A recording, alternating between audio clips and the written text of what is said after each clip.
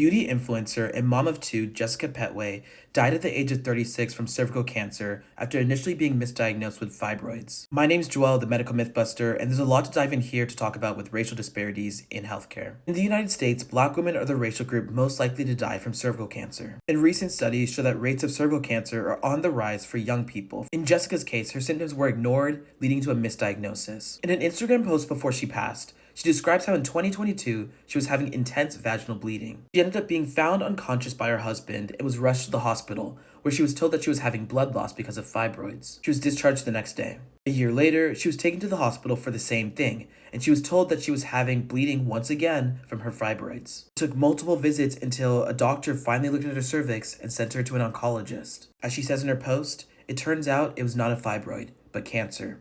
I was misdiagnosed all this time. This tragic story is an example of the difficulties that Black patients face. It's an example of anchoring bias when we look at a diagnosis and we get stuck with it. To the patients watching this, advocate for yourselves. That means getting your HPV vaccine. It's the most safe and effective way to prevent the types of HPV that lead to cervical cancer. Start getting your Pap test at 21 to test for cancer. And to the healthcare professionals out there, I hope you remember this story. Listen to women, especially Black women, when they say something doesn't feel normal for them. Jessica's voice may not be here anymore, but her story has to serve as a powerful reminder for the work that needs to be done in medicine.